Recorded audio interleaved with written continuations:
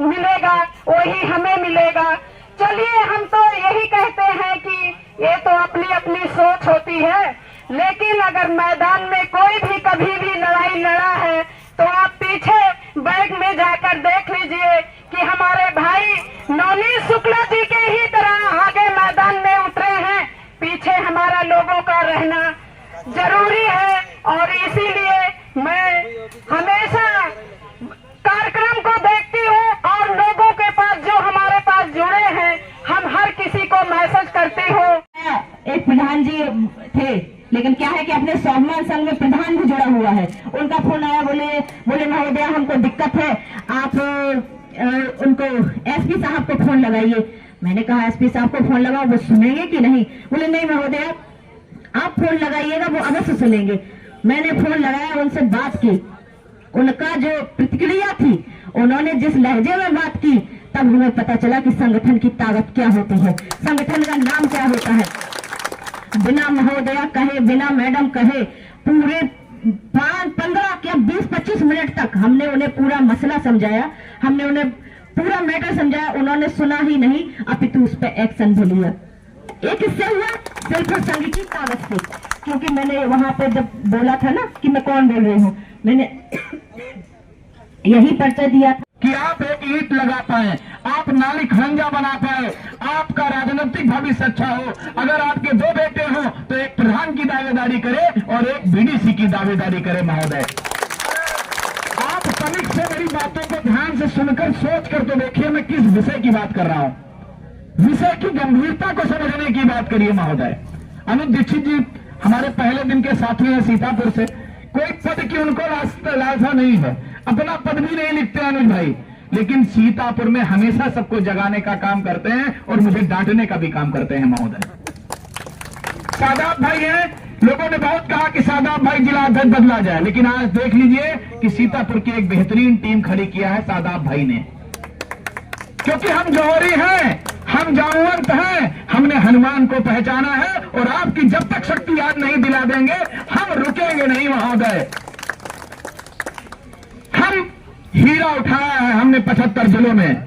जो लोग आज यहाँ 75 जिलों से हैं, जो इस संगठन का नेतृत्व कर रहे हैं, निश्चित तौर पे भविष्य के वो नेता जरूर बनेंगे। महोदय ये शुभकामनाएं हमारी हैं, ईश्वर से प्रार्थना है। रुबी रानी पटेल जी ने कहा, हमारे राजन जी ने कहा कि इससे पहले कभी बीडीसी को गार्डन का रास्ता नहीं जानता था, लेकिन मैं सौभाग्यशाली हूं, ये 4था आंदोलन है इस तपोभूमि पर। महोदय अब की बार किसी को इको गार्डन का रास्ता दिखाने की जरूरत नहीं पड़ी, सब लोग सीधे यहीं पर आ गए। महोदय लखनऊ बहुत सारे लोग कभी नहीं देखे थे, बहुत सारे लोग अयोध्या नहीं गए थे, रामलला के दर्शन नहीं किए थे।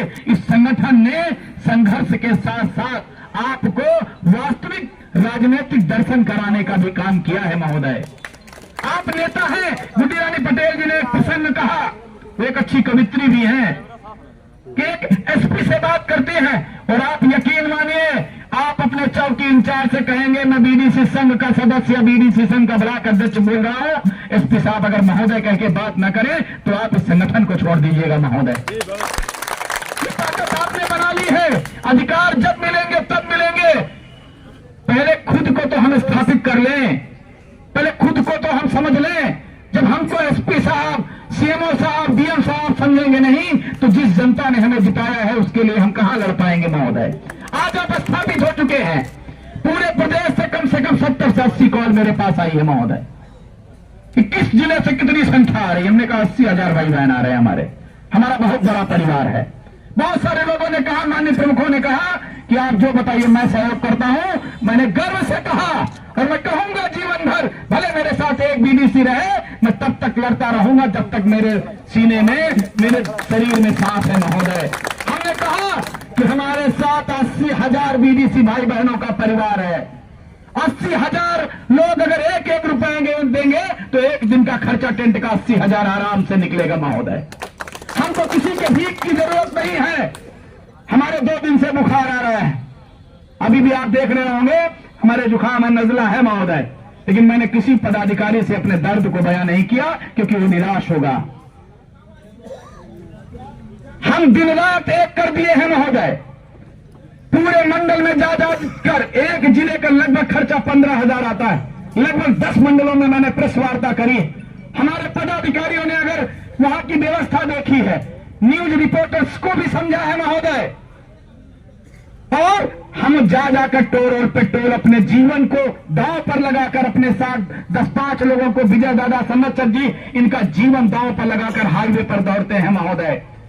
उरई और कानपुर के बीच में इतने बड़े बड़े ट्रक निकलते हैं कि बगल से निकलते हैं तो सीटी बज जाती है महोदय कान की। पूरे प्रदेश का दौरा करके आपको एक करने का काम किया। मेरा भी परिवार है, 75 साल की मेरी माता जी आज प्रार्थना कर रही हैं कि मेरा बेटा वापस आ जाए सुरक्षित, कहीं पकड़ ना लिया जाए। उसकी जमानत कौन कराएगा? क्योंकि मेरे पिताजी वकील रहे हैं, बहुत सेंसिटिव है माता जी हमारी। लेकिन मैं कहता हूं, मुझे जमानत कराने वाले ढूंढने नहीं पड़ेंगे। 80,000 बीडीसी भाई बहन घर से निकलेंगे महोदय। हमको किसी रिश्तेदार के आगे हाथ नहीं फैलाना पड़ेगा कि हमारी जमानत ले लो, क्योंकि हम लड़ाई अपने बीडीसी भाई बहनों की लड़ रहे हैं। हमने गुड्डी रानी पटेल जैसी बहन पाया है इस संगठन में, हमने पुष्पा राजावत जैसी बहन पाया है, हम कुसुमलता शर्मा जैसी बहन पाए हैं, हम अभिभावक पिता तुल्य संरक्षक हमने कृष्ण जी को पाया है, राजन सैनी जैसे सुभाष जी जैसे भाई तमाम पाए हैं, रामविलास जैसे भाई पाए हैं महोदय। हम इस लड़ाई से मुंह नहीं मोड़ेंगे महोदय। चक्र भी और रचो तुम चाहे जितने। आज मेरी संख्या को रोका गया है, आज हमारे लोगों को रोका गया, डरवाया गया, धमकाया गया महोदय। लेकिन मुझे पूरा यकीन है कि घरों से आएंगे लोग, मुंह में मास्क लगाकर आएंगे, ट्रेनों से आएंगे, बसों से आएंगे, मोटरसाइकिल से आएंगे, लेकिन कल बहुत सारे बीडीसी यहां पर आएंगे महोदय। हमने कहा था चक्र भी हो रचो तुम चाहे जितने, रण से मुंह ना मोड़ूंगा, कलयुग का अभिमन्यु हो, सारे चक्र भी तोड़ूंगा। बीडीसी एकता